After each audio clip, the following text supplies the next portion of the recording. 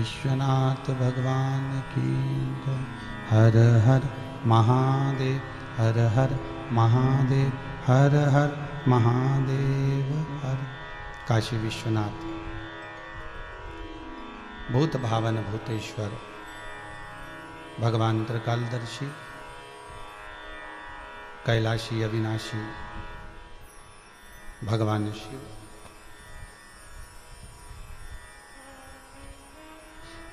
जिनकी पुनित पावन शिव महापुराण की कथा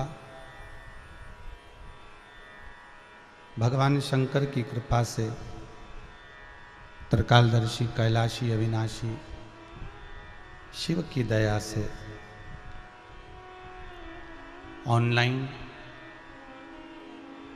इस कोरोना महामारी के चलते अपने अपने घरों में विराजमान होकर रहकर आस्था चैनल के माध्यम से, फेसबुक यूट्यूब के माध्यम से घरों में रहकर इस पावन कथा का रसपान ग्रहण करने का सौभाग्य प्राप्त हुआ है। त्रिकालदर्शी कैलाशी शंकर की दया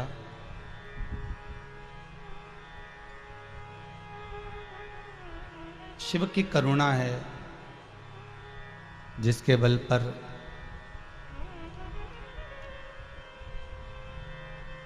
इस लॉकडाउन की ये दूसरे नंबर की कथा का योग कृपा भगवान शंकर की दया से स्वर्गीय श्री सीताराम जी सोमानी, स्वर्गीय श्रीमती भौरी देवी जी सोमानी, सोमानी परिवार जो कि सूरत के निवासी हैं, भाव और भक्ति से भगवान शंकर की कृपा से अपने घरों में रहकर, अपने घर में विराजमान होकर ऑनलाइन भगवान शंकर की पावन कथा को करवा रहे हैं।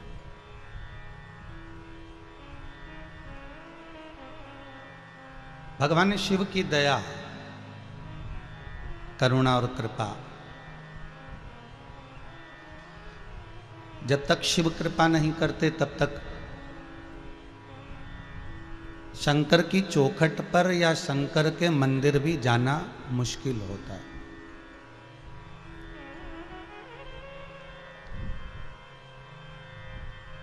मैं सोमानी परिवार को बहुत बहुत साधुवाद देता हूं, सूरत में विराजमान,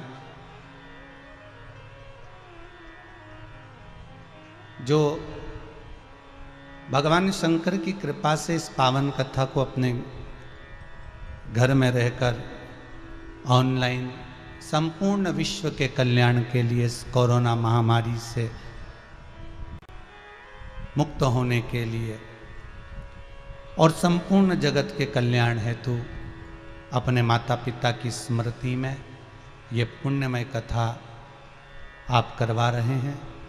ये भगवान शिव की ही कृपा है। पहले भी कथा में कहा, जब तक घर के पूर्वजों की, घर के बड़ों की, घर के वृद्धों की, घर के बयों की अगर कृपा ना हो तो सत्कर्म नहीं हो सकता। सत्कर्म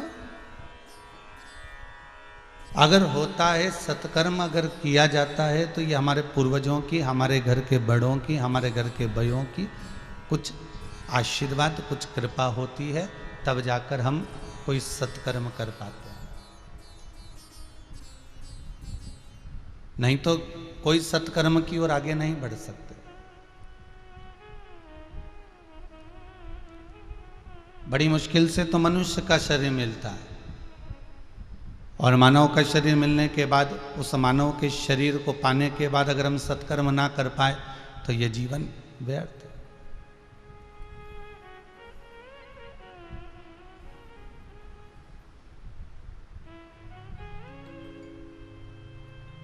सोमानी जी, आप जो कथा करवा रहे हो ऑनलाइन, ये कथा इस कोरोना महामारी में एक एनर्जी है।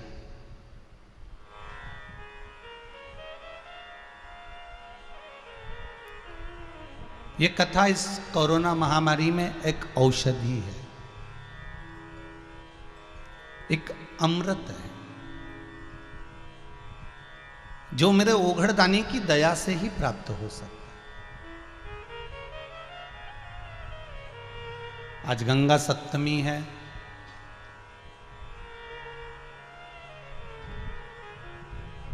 महारानी गंगा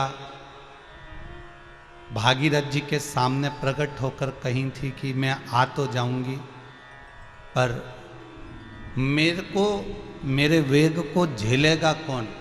गंगा दशहरे के दिन माँ जब पृथ्वी पर आई, उससे पहले भागीरथ जी से तप साधना में गंगा जी ने आज के दिन ही कह दिया था कि मेरे वेग को कौन झेलेगा।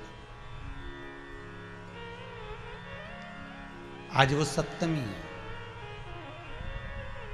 जब भागीरथ जी महाराज की भी तप साधना पूर्ण होने पर, भागीरथ जी महाराज की भी तप साधना जब पूर्ण हो जाती है और पूर्ण होने पर गंगा मैया का दर्शन हो जाता है।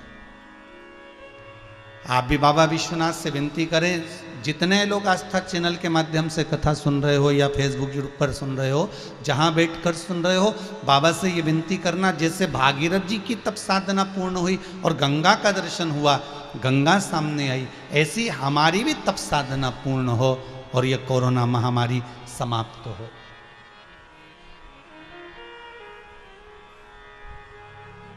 फिर विश्व का कल्याण,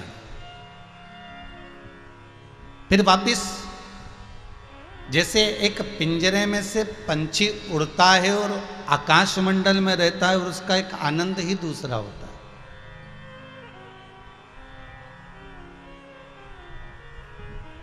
एक बार एक चिड़िया ने, जिसको मां जानकी जी ने अपनी पिंजरे में बंद कर रखा था, एक चिड़िया को मायके में जनकपुर में छोटी सी चिड़िया को मां जानकी जी ने एक पिंजरे में कैद कर रखा था।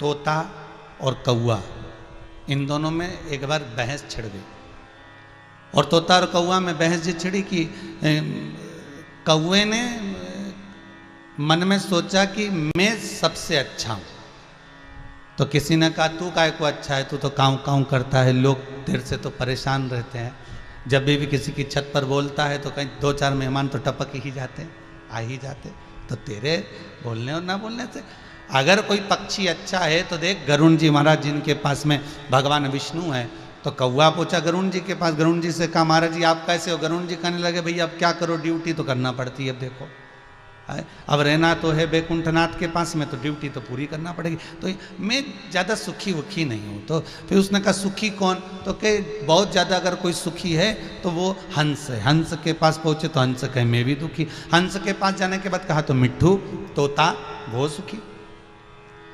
तो तोते के पास अगर कौआ पहुंचा तो कौए ने कहा तुम सर्वस्व आनंद में रहते हो, तुम सर्वस्व सुखी रहते हो, तुम आनंद में रहते हो, तुम्हें कैसा महसूस होता है। तोता कहता है बाकी के सब तो ठीक है, पर ये पिंजरे में रहने का जो क्रम है ना, ये श्रेष्ठ नहीं।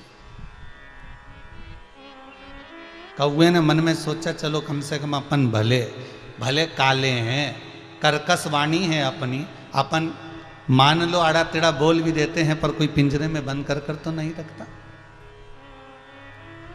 तो चिड़िया माता जानकी जी से कह रही हैं कि आपने मुझे कैद कर रखा है। जानकी जी कहती हैं तो मुझे अच्छी लगती है, इसलिए मैंने तुझे कैद कर रखा। जानकी जी ने जैसे ही कहा तो सीता जी कहती हैं मान लो आपको कोई श्रेष्ठ समझता हो और आपको कोई कैद कर दे तो आपको कैसा लगता है। जानकी जी ने कहा इसमें किसी की सामर्थ्यता हो सकती है जो मुझे कैद कर दे। चिड़िया कहती है मैंने भी यही प्रबलता सोची थी कि मुझे कोई कैद नहीं कर सकता। संसार का एक एक मनुष्य इतना उड़ गया था, इतना उड़ गया था, इतना आगे बढ़ गया था कि वो भगवान के चरणारविंद को, भगवान के चरणों को भूल गया था। मेरे श्रीनाथ जी बाबा के 5 दर्शन हैं भाई। मेरे श्री जी बाबा के 5 दर्शन में चौथे नंबर का दर्शन है मेरे ठाकुर जी की चोटी, मेरे ठाकुर जी की शिखा। ऊपर से नीचे जाती है, नीचे से ऊपर जाती है, ऊपर से नीचे जाती, नीचे से ऊपर जाती, फिर आखिरी में नीचे जाती है। श्रीनाथ जी की चोटी बताती है कि तुम उन्नति की सीढ़ी पर कितने भी पहुंच जाओ, पर जिंदगी में उतार चढ़ाव आते रहेंगे, और कितने भी उतार चढ़ाव आते रहें पर मेरे चरणों को मत भूल जाना, क्योंकि ये चोटी नीचे का रास्ता दर्शन कराती है कि आप मेरे चरणों को मत भूलना। दुनिया में आप कहीं पर भी चले जाओ, कितने भी ऐश की जिंदगी जियो, कितने भी ठाठ की जिंदगी जियो, तुम मुझे मत भूलना। क्योंकि जैसे एक टेबलेट होती है ना, एक दवाई होती है, भले ये कोरोना की वैक्सीन बन गई, वैक्सीन में भी लिखा होगा एक्सपायर्ड डेट, मतलब जो आपको जीवन दान देती है, जो आपको जीवित रखती है, वो जीवन दान देने वाली दवाई भी मर जाती है एक दिन।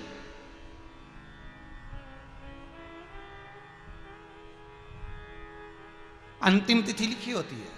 आप कोई सी भी दवाई खरीद के लाओ ना, तो उस पर लिखा रहेगा अंतिम तारीख, अंतिम तिथि, एक्सपायर डेट उसकी लिखी है। मतलब जो दवाई आपको जीवन प्रदान कर रही है, जो दवाई आपको अच्छा रख रही है, जो दवाई आपकी बीपी शुगर सबको लेवल में रख रही है, मतलब उसकी भी एक्सपायर डेट है, मतलब उसके भी मरने की तारीख है, मतलब उसकी भी अंतिम तारीख है। तो जिस तरह दवाई जब बनाई जाती है, दवाई को जब निर्माण किया जाता है, तो उस पर सील अंतिम तारीख की लगा दी जाती है, एक्सपायर डेट उस दवाई पर लिख दिया जाता है। उसी तरह मनुष्य जब वो पैदा होता है, माता के गर्भ से जब वो निकलता है, माता के गर्भ से वो जन्म लेता है, जब उसकी नाल माता के नाभि से काटी जाती है, उस समय पर उस पर भी एक सील अंतिम तारीख की लगा दी जाती है, एक्सपायर डेट उसकी भी लिख दी जाती है। बस अंतर इतना है कि दवाई गोली एक्सपायर हो उससे पहले उसको यूज कर लो, उससे पहले उसको खा लो, उससे पहले उसका प्रयोग कर लो,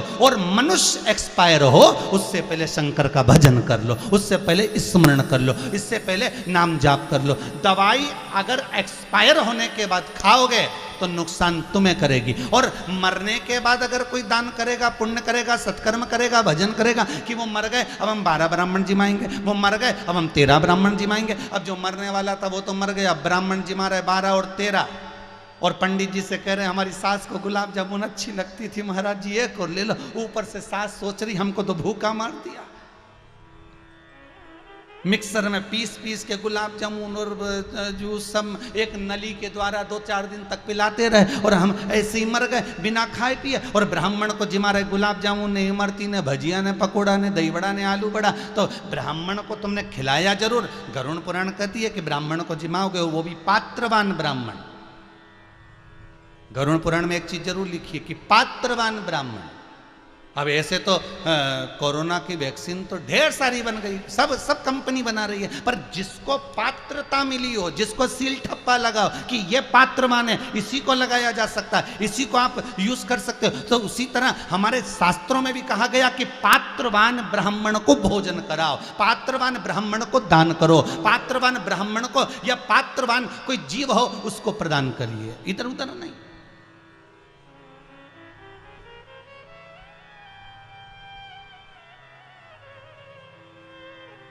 अरे भाई शास्त्र कहता है अगर आपने ब्राह्मण को भोजन कराया है और वो ब्राह्मण एक बार भी संध्या नहीं करता, गायत्री नहीं करता, भगवान का भजन नहीं करता, नाम जाप नहीं करता, तो तुमने जो भोजन कराया उसका कोई लाभ नहीं है, उसका कोई फल नहीं है।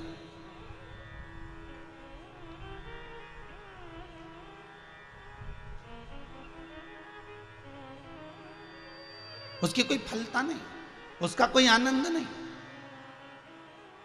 अगर कुछ फल चाहिए तो किसी पात्रता का आनंद लेना पड़ेगा। महाराज दवाई एक्सपायर हो गई, मतलब उसके दवाई के भी मरने की तारीख तिथि सब लिखी हुई है कि इतनी तारीख को ये दवाई मर जाएगी, ये दवाई एक्सपायर हो जाएगी, आपके भी लिखी है।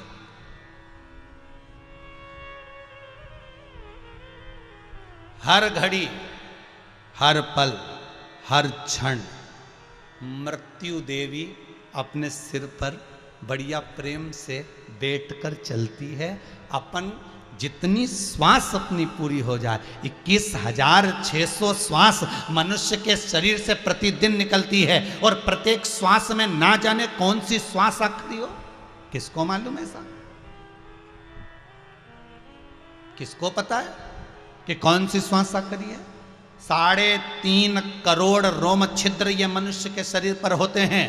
एक एक रोम छिद्र यही कहता है कि तुम भगवत भजन में डूबे रहो, तुम स्मरण में लगे रहो, तुम नाम जाप में लगे रहो,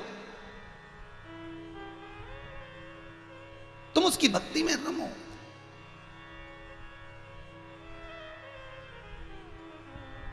सुशीला सुदामा जी की धर्मपत्नी रोज प्रतिदिन कहती है, जाओ जरा द्वारकापुरी में जाइए, द्वारकाधीश का दर्शन कर कर आइए। आप कहते हो आपके मित्र हैं द्वारकानाथ, तो जाओ उनके पास।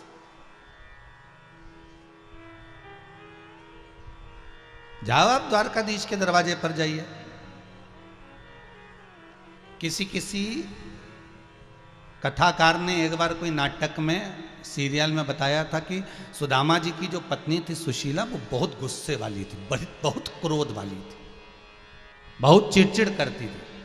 पर श्रीमद् भागवत में अगर आप उठाकर देखेंगे, श्रीमद् भागवत कथा के अंतर्गत कहीं नहीं मिलेगा आपको कि सुशीला क्रोध करती थी, कि सुशीला चिड़चिड़ करती थी, कि सुशीला अपशब्द कहती थी। हाँ, सुशीला एक बात तो कहती थी कि तुम मंदिर जाओ, तुम द्वारकाधीश के दरवाजे पर जाओ। तो ये तो धर्मपत्नी, और हम कहते हैं संसार की सारी नारियों से लाख गुना अच्छी थी वो सुशीला, जो अपने पति से रोज कहती थी कि द्वारका जाओ, द्वारका जाओ, द्वारका जाओ। नहीं तो आज की धर्मपत्नियां सुबह से उठते से कहती, दूध की थैली ले आओ, दूध की थैली लिया, जाओ जरा गिलकी लिया, तुरई लियाओ, लौकी लियाओ, ये लियाओ, वो लिया। सुबह से फरमाइश चालू होती है लाने की। पर केवल एक सुशीला थी जो अपने पति से रोज कहती थी, प्रतिदिन उठकर कहती थी कि जाओ द्वारका जाओ, जाओ द्वारका जाओ, जाओ द्वारकाधीश के दरवाजे पर जाओ। आप पहुंचो उसके द्वार, उसके दरवाजे पर, उसकी चौखट पर। सुदामा जी गए भी, लौट कर आए। रास्ते में चलते चलते सुदामा जी के मन में आया कि बताओ, इतना बड़ा राशि ठाट था और भगवान ने मुझे कुछ भी नहीं दिया। परंतु ये गलती मेरी भी है कि मैंने कुछ मांगा ही नहीं।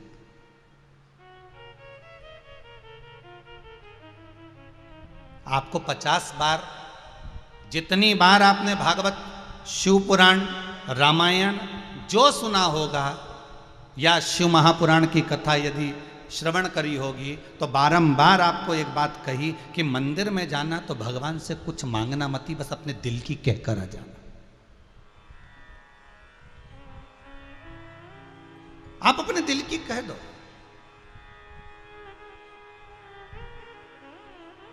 ये सोमानी परिवार अगर आज कथा करवा रहा है ऑनलाइन,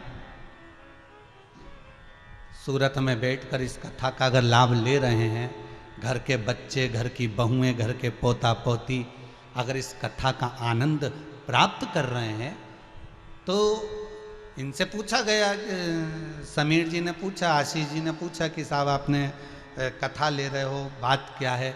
तो सोमानी जी का कहना था कि रुद्राक्ष उत्सव में आए थे, तब मन में एक भाव था कि ये कथा एक बार शिव महापुराण की कथा हो, ऐसा मन में भाव था। पर कथा इतनी बुकिंग थी कि सोमानी जी को नंबर लग नहीं रहा था। पर भगवान, वो कहते हैं ना, बिल्ली के भाग से छीका फूटा, तो भगवान ने ऐसी कृपा कर दिया।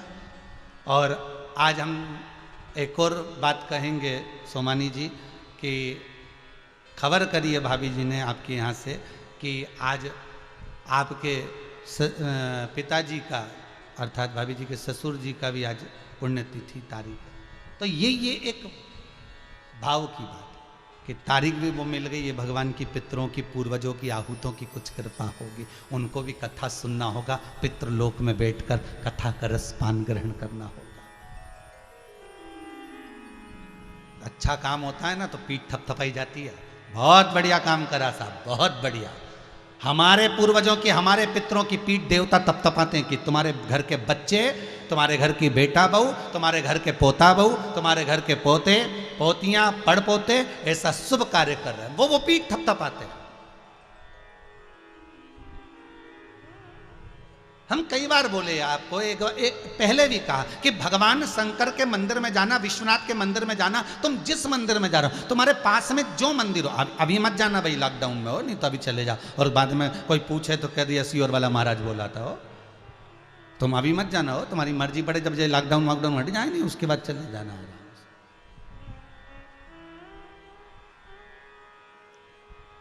कल एक माता जी का फोन आया था, वो कह रही थी गुरुजी हमारा पशुपति व्रत हम कर रहे हैं और हमारे यहाँ तो लॉकडाउन लगा है, मंदिर उन सब बंद पड़े, तो हम पशुपति व्रत कैसे करें।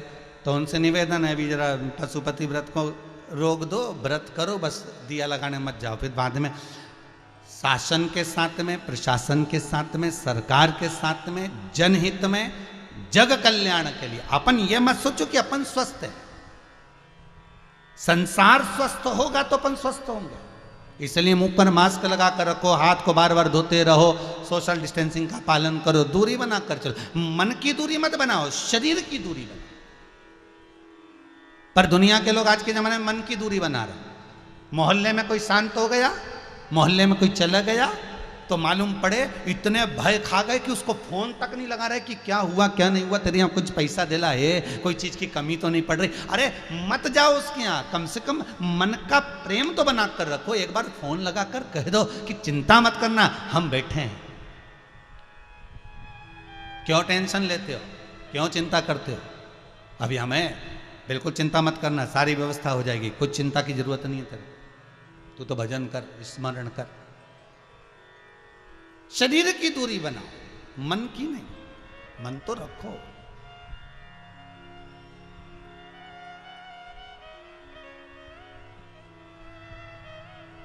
और शिव कथा कह रही है, सुदामा जी के मन में यह भाव आ गया कि मैं गया और मैंने कुछ मांगा नहीं। और आपसे भी निवेदन है, जितने लोग आस्था चैनल के माध्यम से कथा सुन रहे हैं, आपसे भी निवेदन है, मंदिर में जाना तो भगवान से कुछ मत मांगना।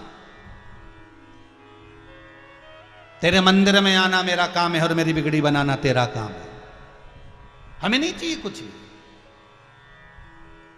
भगवान को धन्यवाद जरूर देना कि तूने अच्छे घर में जन्म दिया, अच्छा कुल दिया, अच्छा परिवार दिया, अच्छी पत्नी, अच्छा पति दिया, अच्छे बच्चे दिए, अच्छी बहू दी, अच्छा पोता पोती दिया, नाती पंती अच्छे दिए। और तेरी इतनी कृपा थी कि तूने धन दौलत भी बहुत दी। मैंने क्या करा था मुझे नहीं मालूम, मैं पूर्व में कितना पुण्य कर कर आया, दान कर कर आया, सत्कर्म कर कर आया, ये मुझे नहीं मालूम। पर तेरी कृपा है जो अच्छे कुल में जन्म दिया, अच्छे वंश में जन्म दिया, अच्छा परिवार, अच्छे पुत्र, अच्छी पुत्र वधुएं, अच्छे पोता पोती सब तूने दिए। ये तेरी कृपा है। तेरी कृपा से के बिना कुछ मिल भी नहीं सकता।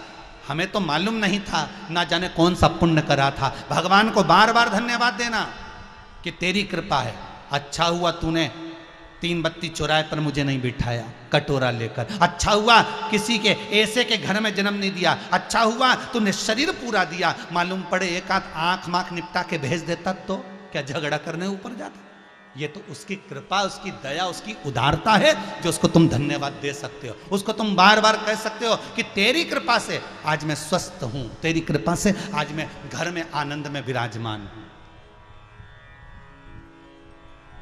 इससे पहले वाली कथा में कहा था कोरोना महामारी, कोरोना वायरस तुम्हारे मोहल्ले में पहुंच गया, तुम्हारी कॉलोनी में पहुंच गया, तुम्हारे दरवाजे तक पहुंच गया, किसी किसी के तो घर तक पहुंच गया। उसके बाद भी बाबा भोलेनाथ ने, त्रिकालदर्शी कैलाशी मेरे शंभू ने तुमको बचा कर रखा है, हाथ में झेल कर रखा है। तो शंकर को बार बार धन्यवाद देते रहना कि तेरी कृपा से बचा हुआ, नहीं तो मेरी मल्टी में, मेरे फ्लैट के पास में ना जाने कहां कहां तक आ गया। ये तेरी कृपा है, तेरी दया।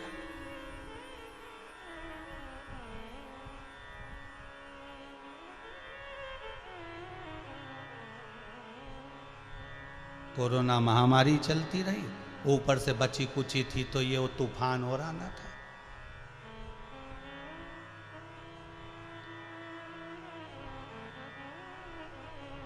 क्या नाम था? तोके ताऊ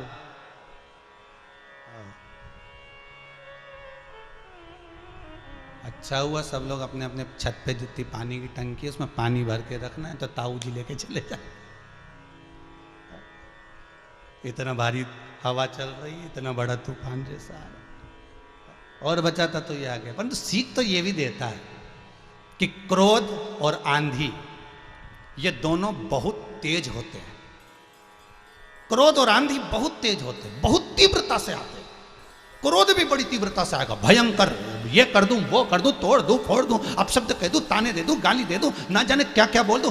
क्रोध और आंधी ये दोनों बहुत तीव्र होते हैं, पर ये दोनों जब समाप्त होते हैं, जब ये दोनों शांत होते हैं, तब मालूम पड़ता है कि नुकसान कितना हुआ। तब ज्ञात होगा कि नुकसान कितना हुआ। क्रोध जब समाप्त होगा तब लगेगा मैंने मम्मी को गलत कह दिया, मैंने पापा को गलत कह दिया। फिर किसी को लगेगा मैंने जीजी को गलत कह दिया, मैंने भाभी को गलत कह दिया, मैंने भैया को गलत कह दिया, मैंने देवर को गलत कह दिया, मैंने अपने काका जी को गलत कह दिया। जब क्रोध समाप्त होगा तब मन में लगेगा, और आंधी भी जब समाप्त होती है तब मालूम पड़ता है कि कितना नुकसान हुआ है। क्रोध और आंधी ये दोनों बड़े प्रबल होते हैं, पर समाप्त होने के बाद मालूम पड़ता है कि नुकसान कितना किया गया।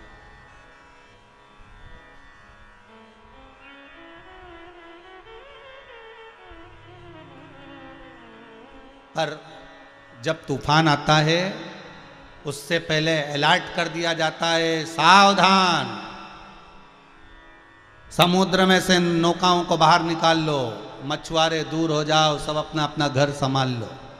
उससे पहले जब क्रोध आता है तो इस क्रोध को संयमित करने के लिए गुरु की वाणी का ध्यान करना चाहिए, सदगुरु की वाणी का ध्यान करना चाहिए, प्रवचन को ध्यान देना चाहिए। कि हमने शिव महापुराण में सुना था, हमने शंकर की कथा में सुना था कि जरा सा सती माता को क्रोध आया था। इतना क्रोध माता सती को आया कि मां दक्षायनी ये भूल गई थी कि मैं प्राणों को कहां त्याग रही हूं, और उन्होंने अपने प्राण यज्ञ के कुंड में त्याग दिया। जो इतनी विद्वान थी, शंकर जी की अर्धांगिनी थी माता दक्षायनी, और उनको जब क्रोध आया, और क्रोध आया तो उन्होंने अपने प्राण, बताओ, त्यागे भी तो कायम है यज्ञ के कुंड में। और शंकर भगवान को इसी बात का तो दुख लगा, ए दक्षायनी, ए सती, गजब करा आपने, मेरी धर्म पत्नी होकर तुमने जो प्राण छोड़े वो यज्ञ के कुंड में छोड़े। अगर प्राण छोड़ने ही थे तो और कहीं छोड़ते।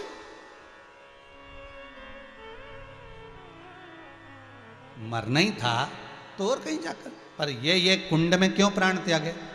देवताओं का अपमान करा है तुमने, इसलिए हे सती, हे दक्षायनी, तुम्हें कोयल का जन्म लेना पड़ेगा। और इससे पहले वाली कथा में कहा था कि दक्षायनी को पार्वती बनने से पहले कोयल बनना पड़ा था, और 2 आषाढ़ के अधिक पड़े थे, अधिक मास 2 पड़े थे, तब जाकर ये कोयल की योनि से छूटी थी, फिर वापस हिमालय राज की कन्या पार्वती बनी थी, फिर बनी। थोड़ा सा क्रोध आता है और वो क्रोध में हम अपना नुकसान कर लेते हैं। जरा सा क्रोध,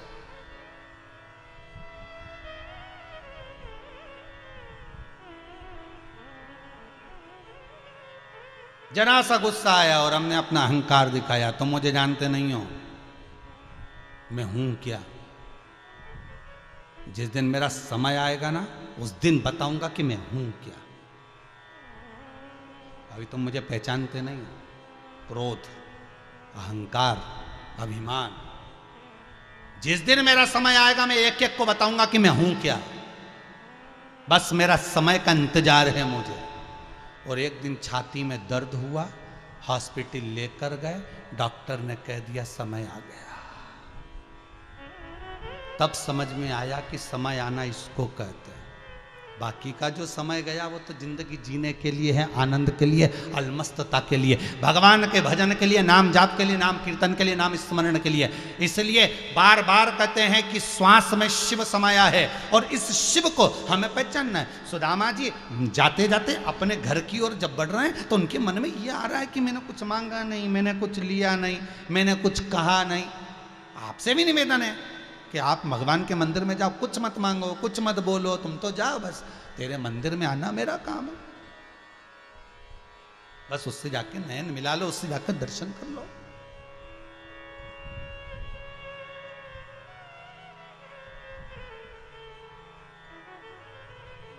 सुदामा जी जाते जाते विचार करते जा रहे हैं, परंतु इतना बड़ा द्वारकानाथ था, कुछ मांग लेना था मुझको, बच्चों के लिए, पत्नी के लिए, किसी के लिए मुझे मांगना था, पर मैंने मांगा नहीं। अब जाते जाते सुदामा जी जैसे ही घर पहुंचे तो उनकी पत्नी सुशीला चांदी की थाली में दिया सजाकर अपने पति को लेने के लिए दौड़ कर और दरवाजे से अपने घर लेकर गई। जो घर सुदामा जी ने देखकर सुदामा चक्कर खाकर पड़ गए कि गजब, ये किसने दिया? तो सुशीला बोली, जिसके दरवाजे पर तुम गए थे उसी ने दिया। शिव पुराण भी यही कहती है। भगवान शंकर कहते हैं तुम कथा संभालो, मैं तुम्हारा घर संभालता हूं। यह सुदामा का चरित्र। भगवान ने, सुदामा ने कुछ मांगा नहीं है, सुदामा ने कुछ कहा नहीं है, सुदामा ने तो एक शब्द नहीं कहा कि मुझे ये दीजिए। बस भगवान इतना करे कि तू मेरा मंदिर आ गया, तूने मेरा दर्शन कर लिया, तू मेरी चौखट पर पहुंच गया, तू मेरा भजन संभाल ले। और भगवान कहते हैं मैं तेरा घर संभाल लूंगा। और आपसे भी निवेदन है, जितने टीवी चैनल पर कथा सुन रहे हो, जितने फेसबुक पर कथा सुन रहे हो, जितने यूट्यूब पर कथा सुन रहे हो, आपसे भी निवेदन है, आप 2 बजे से 5 बजे तक इस शंकर की कथा को अमृत जानकर, औषधि जानकर 2 बजे से 5 बजे तक शंकर की कथा को तुम संभालो और तुम्हारा घर शंकर संभाले। फिर तुम्हें टेंशन लेने की जरूरत नहीं, काहे की चिंता करो।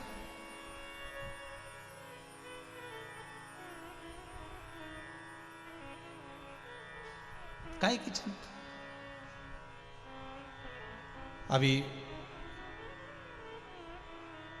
15 को समापन हुई थी कथा। 16 तारीख को किसी बहन का फोन आया था लातूर से, हमारे पड़ोस में, उनसे बात चल रही थी तो उन्होंने कहा हमारे पड़ोस में एक बेचारी, उसके घर के सब चले गए, अब उसकी बस केवल अम्मा बची है और एक बेचारी छोटी लड़की बची है। गुरुदेव बड़ा पूरा कोरोना आया। अब पूरे लातूर वालों को चिंता लगी कि इनका क्या होगा। तो हमने कहा लातूर वालों को चिंता करने की जरूरत नहीं है, चिंता करे वो जिसने जन्म दिया। चिंता वो करे, अपने को टेंशन लेने की क्या जरूरत।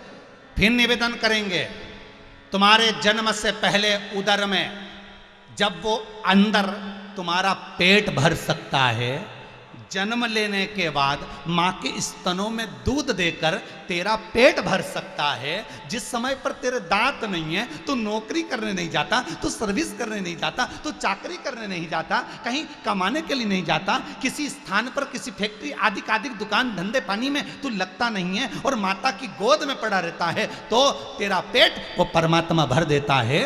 तो चिंता करने की जरूरत क्या है। अगर उसने जन्म दिया है, गर्भ में रखकर भी तेरा पेट भरा, गर्भ के बाहर भी तेरा उदर का पालन करा, तो चिंता करने की जरूरत नहीं है। मरने के बाद भी और जीते जी भी सारी व्यवस्था उसको करना, तुझे नहीं करना। काहे की चिंता। अब उसकी गुड़िया का क्या होगा, उसके बच्चों का क्या होगा, करो। कई लोग ऐसे भी हैं जो खूब सारा जोड़ जोड़ कर चले गए, उसके बाद भी बच्चों को अगर दे के भी चले गए तो शास्त्र कहता है पूत सपूत तो की धन संचय और पूत कपूत तो की धन संचय।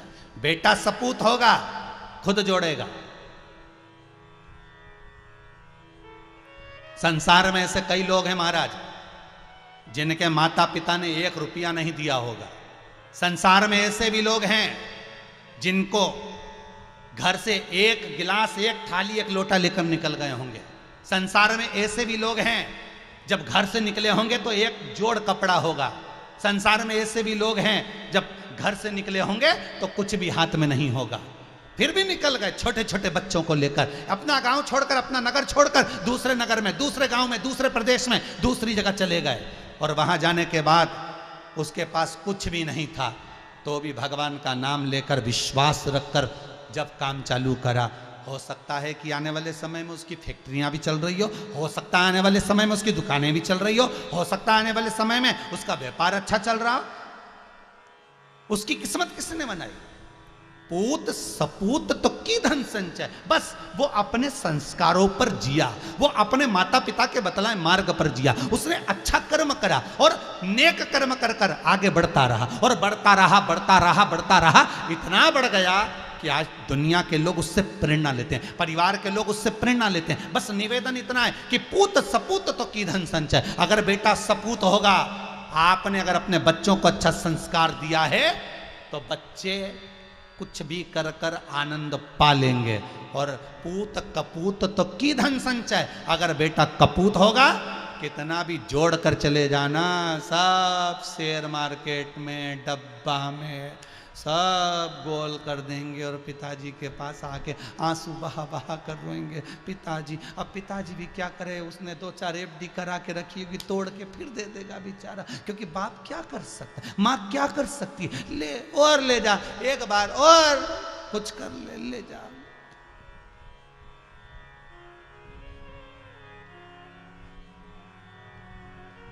दिया उसने। माता पिता और परमात्मा बड़ा दयालु होता है साहब। बच्चा कितना भी घाटा लगा कर आ जाए, फिर माता पिता उसको आगे बढ़ाने का प्रयास करते हैं। परमात्मा भी ऐसे ही होता है। कितनी बार लोगों ने इधर उधर भटका दिया, अरे कहाँ हनुमान जी के मंदिर जाए, कहाँ शंकर जी के मंदिर जाता है, कहाँ भगवान के मंदिर जाते हैं, वो तो सीवर वाला महाराज तो यूं ही लगा रहे, उसका तो यही काम है, बस 2 बजे से 5 बजे तक कथा में बैठ जाए, टीवी चालू कर लो और कथा सुन, तो उनका तो यही काम सीवर वाला महाराज का तो कि बोलते जाओ बस, है कहाँ इनके चक्कर में पड़े। दुनिया के लोग तुम्हें मार्ग भटकाने का काम करेंगे, और जब मार्ग भटक जाएगा तब संसार में जाकर ऐसे खड्डे में गिर जाओगे, बास पीस कोई सदगुरु ही निकाल कर लाएगा, फिर मन में आएगा कि परमात्मा का भजन कर ले, स्मरण कर ले। ये संसार सागर व्यर्थ है, व्यर्थ।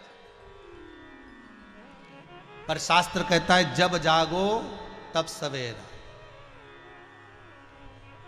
शिव महापुराण की कथा कहती है, एक चोर चोरी करने गया, राजा के महल में चले गया, वहां से चोरी कर कर भागा, राजा ने दूतों को पीछे लगा दिया। दूत देखते हुए जा रहे हैं, सैनिक इसके पांव देखते देखते देखते देखते गए तो आगे जाके गांव में गए तो जंगल में तो एक दूसरे गांव में पहुंच गए, और दूसरे गांव में जैसे ही गया वो चोर, उसके पांव के निशान देखते देखते देखते पहुंच गए तो एक जगह पर कथा हो रही थी, एक जगह पर शिव महापुराण की कथा चल रही थी, प्रवचन चल रहे थे, और शिव पुराण के अंदर सत्संग में प्रवचन में वो चोर जाकर बैठ गया। सिपाहियों ने विचार करा, इसके कदम यहां तक आए, मतलब ये कथा में बैठा, अपन सब यहीं खड़े रहो, जैसे ही उठेगा वैसे ही दम ओच लेंगे, पकड़ लो। महाराज जी ने प्रवचन में खूब सुंदर सुंदर कथा कही, संसार में जन्मे हो भगवत स्मरण करो, ये मनुष्य की देह है, बहुत छोटी सी बुलबुला है, कब चले जाएगा पता नहीं पड़ पाएगा, अपनी जिंदगी को आनंदमय जियो, सत्यता का भाव रखो। उसने सुन लिया, चोर की बुद्धि बदल गई। सैनिक सब जाने लगे, सैनिक ने इसको पहचान लिया, इसको पकड़ के राजा के पास ले गए। महाराज ये चोर है। सैनिक राजा ने पूछा तुम कैसे पहचाने कि यही चोर है? इसके कदम, इसके चरण के चिन्ह से हम पहचान गए, इसके चिन्ह और चोर के चिन्ह एक जैसे थे। अच्छा। राजा ने उससे पूछा तुमने चोरी करी है?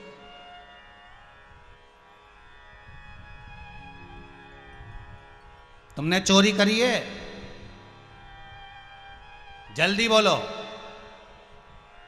चोर बोला महाराज इस जन्म में तो मैंने चोरी नहीं करी। राजा ने कहा झूठ तो नहीं बोल रहे, सत्य कहता हूं, इस जन्म में मैंने चोरी नहीं करी है। पक्का? बिल्कुल पक्का। राजा के पास में एक भाव था कि वो पीपल के पत्ते को हाथ के बीच में रखकर कच्चे सूत से बांधकर गरम धधकता हुआ लोहे का तवा हाथ पर रखता था, हाथ जल जाए तो समझ लो किसने चोरी करी है, और ना जले तो समझ लो किसने चोरी ना करी है। धधकता हुआ तवा गरम राजा ने बुलवाया, उसके हाथ पर रखा तो वो हाथ जला नहीं, और जमीन पर जैसे रखा तो जमीन के नीचे जो कालीन था वो जल गया,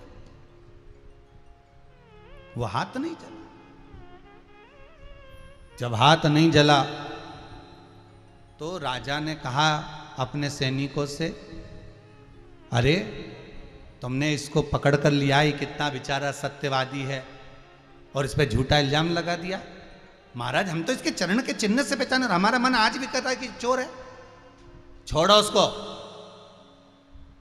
कितना सत्यवादी है कि उसका हाथ नहीं जला और नीचे कालीन जल गया, छोड़ दिया, छोड़ दिया उसको। छोड़ो इसको जरा। सैनिकों को बुलाया राजा ने। राजा बोला तुमने एक शरीफ व्यक्ति को पकड़ कर लेकर आए थे और उसको सजा दिलवा रहे थे, अब सजा तुम्हें मिलेगी, मृत्यु दंड मिलेगा। वो व्यक्ति बोला महाराज इनको मत मारो, चोरी मैं नहीं करी है। राजा बोला तुम इनको बचाना चाहते हो? नहीं नहीं नहीं, चोरी मैंने करी। तुमने चोरी कब करी? अगले जन्म। चोरी मैंने करी अगले जन्म में? हाँ। चोरी का सामान तुम्हारे पास में? हाँ। चलो मेरे साथ दिखाता हूं। और जहां रखा था धन दे दिया। राजा ने पूछा तूने चोरी अगले जन्म में करी? हाँ, पिछले जन्म। और इस जन्म में बिल्कुल नहीं करी। तो राजा ने पूछा ऐसा हुआ क्या? उस चोर ने कहा महाराज जब तक कथा नहीं सुनी थी उससे पहले एक जन्म था जिसमें मैं छल भी करता था, कपट करता था, बेईमानी करता था, प्रपंच करता था, झूठ बोलता था। एक जन्म वो था। और कथा सुनने के बाद मेरा दूसरा जन्म हुआ है जिसमें मैंने विचार कर लिया कि अब मैं चोरी नहीं करूंगा। तो ये मेरा जिस जन्म में मैंने चोरी करी उस जन्म का बता दिया। तो मैं सत्य कहता हूं कि इस जन्म में अर्थात जब से मैंने कथा सुनी है, जब से मैंने भजन किया है, जब से मैंने स्मरण किया है, जब से मैंने नाम जाप लिया है, तब से मैंने ये सब काम बंद कर दिया। आपसे भी निवेदन है यही समझना कि शिव महापुराण की कथा सुनी उस दिन से हमारा दूसरा जन्म हो गया। हमारा दूसरा जन्म है। कहीं भगवान की कृपा हो।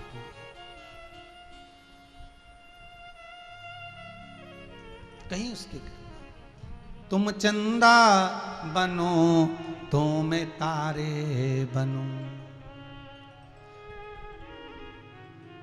तुम चंदा बनो तो मैं तारे बनूं, आकाश में मिलेंगे ओ भोलेनाथ, आकाश में मिलेंगे ओ भोलेनाथ, तेरे संग में रहूंगी ओ भोलेनाथ, तेरे संग में रहूंगी ओ भोलेनाथ, मेरे ओ भोलेनाथ, ओ भोलेनाथ, मेरे ओ भोलेनाथ, ओ भोलेनाथ, मेरे ओ भोलेनाथ, ओ भोलेनाथ, मेरे ओ भोलेनाथ, ओ भोलेनाथ, तेरे संग में रहूंगी ओ भोलेनाथ, तेरे संग में रहूंगी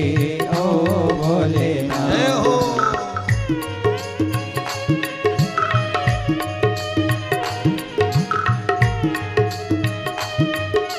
हरि बोल। हर भोले।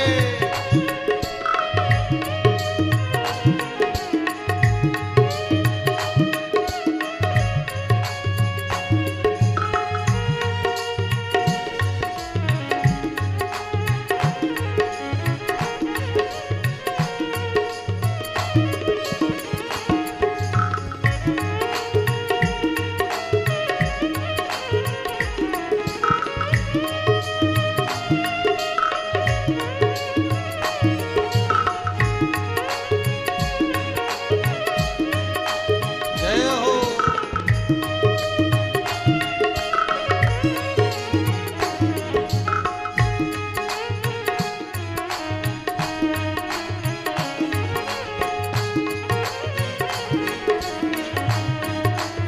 जय हो।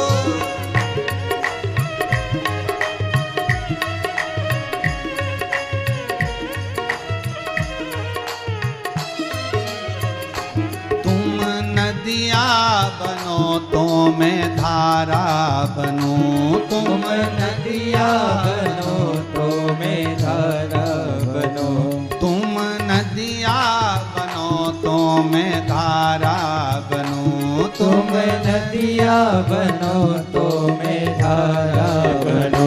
पृथ्वी पे मिलेंगे ओ भोलेनाथ, पृथ्वी पे मिलेंगे ओ भोलेनाथ। तेरे संग में रहूंगी ओ भोलेनाथ, तेरे संग में रहूंगी ओ भोलेनाथ। मेरे ओ भोलेनाथ, ओ भोलेनाथ, मेरे ओ भोलेनाथ, ओ भोलेनाथ। मेरे ओ भोलेनाथ, ओ भोलेनाथ, मेरे ओ भोलेनाथ, ओ भोलेनाथ। तेरे संग में रहूंगी ओ भोलेनाथ, तेरे संग में रहूंगी ओ भोलेनाथ।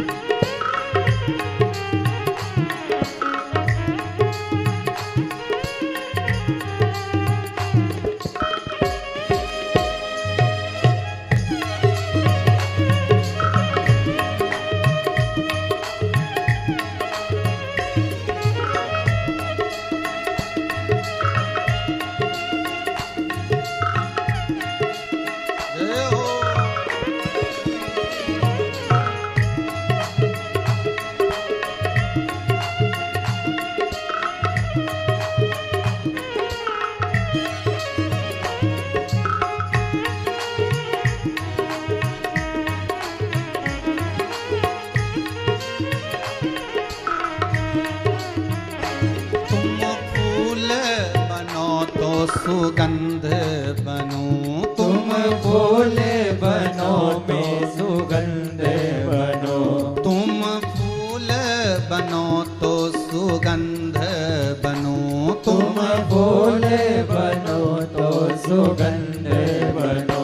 डाली पे मिलेंगे ओ भोलेनाथ, डाली पे मिलेंगे ओ भोलेनाथ। तेरे संग में रहूंगी ओ भोलेनाथ, तेरे संग में रहूंगी ओ भोलेनाथ। मेरे ओ भोलेनाथ, ओ भोलेनाथ, मेरे ओ भोलेनाथ, ओ भोलेनाथ। मेरे ओ भोलेनाथ, ओ भोलेनाथ, मेरे ओ भोलेनाथ, ओ भोलेनाथ। तेरे संग में रहूंगी ओ भोलेनाथ, तेरे संग में रहूंगी ओ भोलेनाथ। हो।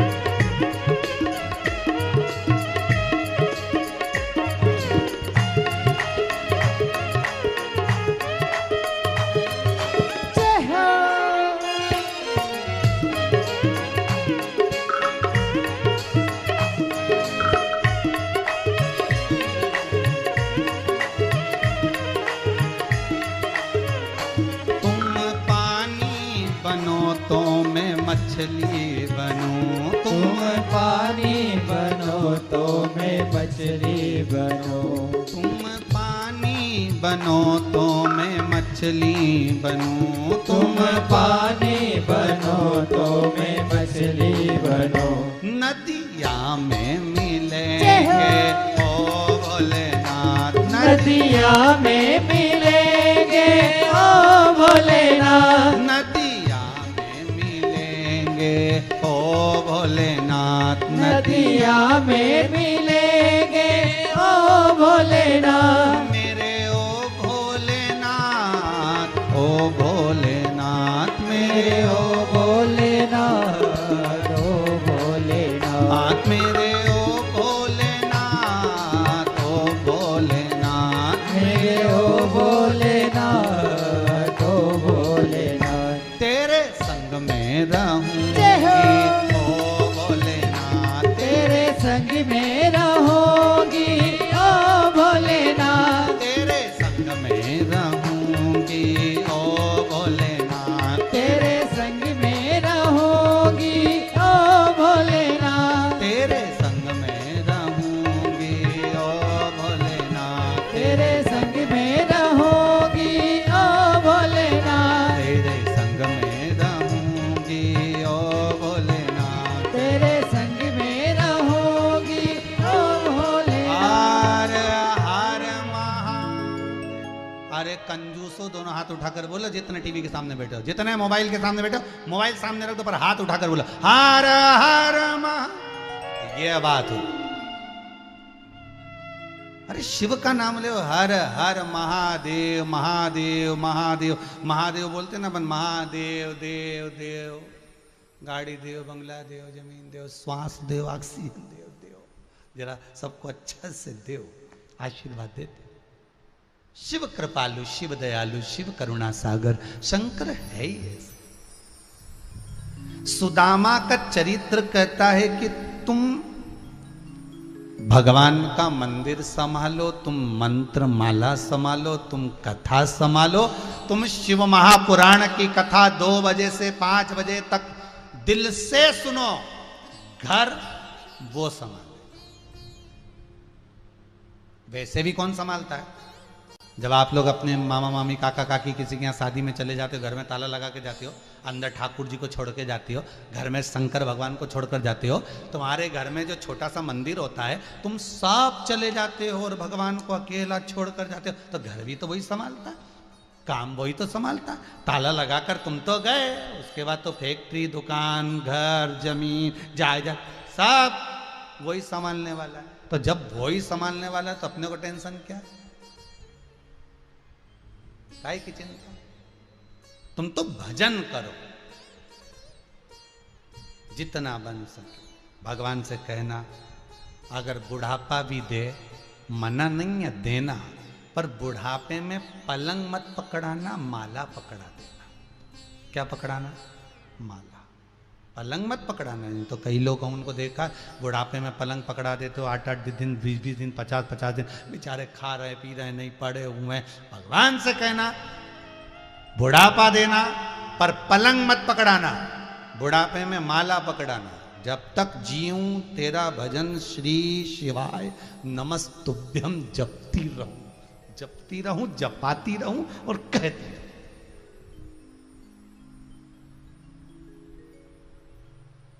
कुछ मत, बस उतना बल दे तेरा भजन कर सकूं, तेरा स्मरण कर सकूं, तेरा मंत्र जाप, तेरा नाम जाप कर सकूं।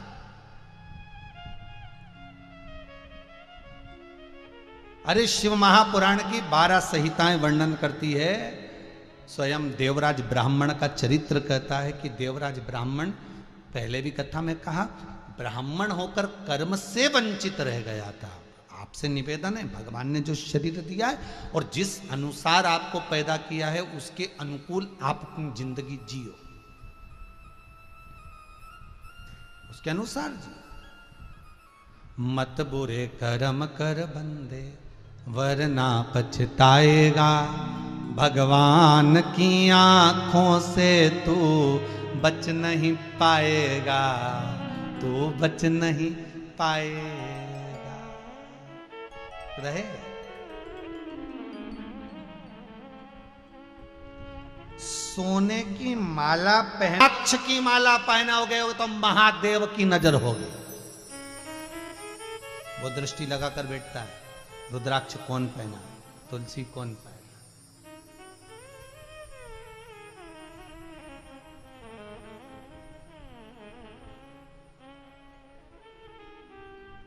कितना फ्रिज में मिठाई रखी रहती है, कितनी घर में ड्राई फ्रूट्स रखा रहता है, फल रखे रहते हैं, पर मरने वाले के लिए हमेशा लोग एक ही चीज कहते हैं, तुलसी का दल दे दो, गंगा जल दे दो। कभी कोई नहीं कहता फ्रिज खोल के पपीता खिला दो। प्राण जा रहा है, अंतिम सांस चल रही है, अंतिम क्षण जा रहा है।